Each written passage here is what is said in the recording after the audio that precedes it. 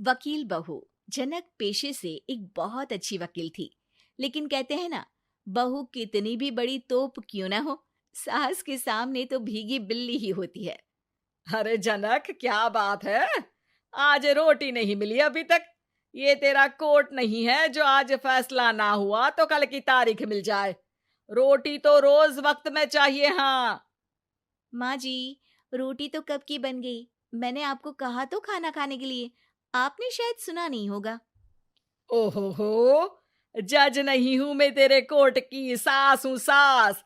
कोई दलील फालतू की मत देना यहाँ। बहुत जानती हूं मैं इन वकीलों को। अपनी बात ऊपर रखने के लिए झूठ बोलने में जरा भी नहीं सोचते। तभी वहां जनक के ससुर आ जाते हैं। अरे भाग्यवान, क्यों बेचारे के काम को कोसती रहती है हमेशा। मैं भी तो था वहां जब ये आई थी तुझे रोटी खाने को बुलाने के लिए। सास को तो अब गुस्सा आ जाता है कि कैसे किसी ने बहू की साइड ले ली।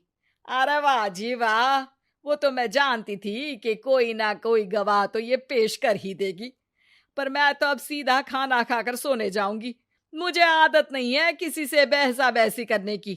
पता नहीं कैसे ये वकील इतना दिमाग लगाकर खुद तो झूठ बोलते ही हैं, साथ में झूठे गवाह भी ले आते हैं। जनक को सास के ताने सुनने की अब आदत सी पड़ जाती है। एक दिन जनक वकील की ड्रेस पर काला कोट पहनकर कोर्ट के लिए निकल ही रही होती है कि अरे कहाँ चली काला कौवा बनकर? टोक दिया ना। अब कोर्ट तो वकील वाली ड्रेस पहनकर ही जाऊंगी ना। वाह भाई वाह, दामिनी तो मैंने भी देखी है। सन्नी पाजी ने ऐसा ही कोट पहना था और कहा था कि तारीख पर तारीख, तारीख पर तारीख। मतलब कि कोई बात करनी है तो बोलिए, वरना वक्त नहीं है मेरे पास खराब करने के लिए। अरे पता नहीं तुझ में क्या देखा मेरे बेटे ने, सारा दिन वकीलों वाली बहस करती है, भोली भाली सास के साथ। अच्छा सुन, जो इतनी बहस मेरे आगे करती है ना, जरा अपने बॉस से कर ले, जो 1 साल भी ना हुए तेरी शादी को और काले कपड़े पहना दिए। अंदर जा और लाल कोट पहन कर आ, पता तो चले कि नई नवेली शादी हुई है। अरे माँ जी, कोर्ट में मेरा बॉस क्या करेगा? ये तो पूरे देश की ड्रेस है वकीलों के लिए। लेकिन सास तो ठहरी सास। अच्छा, तो कोई जरूरत नहीं है 2-4 साल कोर्ट जाने की। शादी थोड़ी पुरानी हो जाए तब इजाजत दे दूंगी मैं तुझे काले कपड़े पहनने की। अब क्या था, मन मारकर जनक को लाल रंग का कोट पहनकर कोर्ट जाना पड़ता है। उसके जाने के बाद आहा, बढ़िया, ये पूरे देश की ड्रेस की बात करने वाली। अरे पहना दिया ना लाल कोट। अब सास आए दिन या तो जनक को उसके काम का ताना देती, या फिर उसका काम छुड़वा देने की धमकी। तंग आकर एक दिन जनक पति से कहती है, मैं सोच रही हूँ कि कोर्ट जाना बंद ही कर दूं। अरे क्यों यार, इतना अच्छा करियर है, क्यों छोड़ने की सोच रही हो? अरे लाल रंग का कोट पहनकर जाना पड़ता है। हर बात पर सास ताना देती है कि वकील तेज होते हैं, सवाल जवाब करते हैं, झूठी दलीलें देते हैं।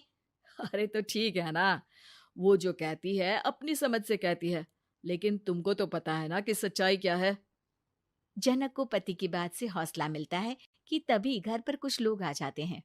अरे आइए पंच साहब, कैसे आना हुआ? अरे भाई साहब, सुना है कि आपकी बहू वकील है। तभी वहां सास आ जाती है। हाँ है तो, लेकिन क्या हुआ? फिर कहीं बहस कराई क्या? अरे हम तो खुद दुखी है उसके व्यवहार से। अरे भाभी जी, आपको तो पूरा मोहल्ला जानता है कि आप कितना बोलती है। फिर हम यहाँ बहू रानी की कोई शिकायत नहीं, बल्कि अपनी परेशानी लेकर आए हैं। ससुर जी खुश हो जाते हैं। हाँ हाँ, मैं भी बहू को बुलाता हूँ। जनक वहां आती है, सबको नमस्ते करके बैठ जाती है। बहू रानी, हमारे गांव में बड़ी मुसीबत आ गई है। अब तो पूरे गांव की जिम्मेदारी मानो तुम्हारे कंधों पर है। अरे ना ना, इससे तो घर की जिम्मेदारी पूरी नहीं होती, ये गांव की जिम्मेदारी क्या लेगी? भाभी जी, आप चुप हो जाओ। यहाँ पढ़े लिखे लोगों की बात हो रही है। आप जाओ, जरा रसोई से सबके लिए चाय लेकर आओ। मैं कॉफी लूंगी। हाँ हाँ, वकील साहिबा के लिए कॉफी। सास सर पैर सब पटक कर वहां से निकल जाती है। बहू, गांव में पानी नहीं आ रहा है, पड़ोसी राज्य ने हमारा पानी रोक रखा है। इसका मामला तो बड़े कोर्ट में चलेगा पंच जी, लेकिन ऐसा क्यों? वो राज्य हम लोगों से पानी के पैसे मांग रहा है। अब आधे गांव में पानी की सप्लाई खत्म हो गई है बहुरानी। अच्छा पंच साहब, बात गांव की है तो मैं जरूर केस लड़ूंगी। यहाँ एक बार फिर सास की एंट्री हो जाती है। अरे वाह जी वाह, ये काम करवा लो, आप हमारी बहू से बहुत अच्छा करती है। मैं हूं सीधी सादी सास। इस लड़की ने कैसे लड़ लड़ कर मुझे साइड कर रखा है, ये तो अब आपको पता चल ही जाएगा। अरे भाभी जी, आपकी आवाज तो पूरे गांव को सुनाई पड़ती है जब आप बहू रानी को सुंदर वचन सुना रही होती हैं। अरे वकील बहू मिली है, फक्र करो फक्र। हाँ जी हाँ, सारी फकर तो हम लोग ही करें। खैर, अब जो केस लड़ेगी और पानी गांव में आ जाता है तो पंच साहब लिख कर देना होगा कि हैंड पाइप में सबसे पहले मेरी बाल्टी और घड़ा भरेगा। अरे फिर तो हम बहू रानी के नाम पर घर पर ही सप्लाई दे देंगे, लेकिन ये इतना आसान नहीं है। बहू, गांव के पास अभी वकील करने की भी पैसे नहीं है तो। अरे पंच साहब, ये मेरे गांव का मामला है, मैं आपसे एक भी पैसा नहीं लूंगी।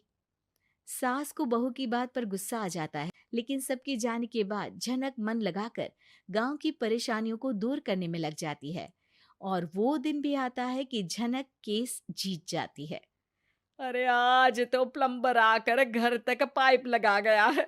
खुश हो जाओ, मेरे कारण तुम लोगों को घर के अंदर ही पानी मिल जाएगा।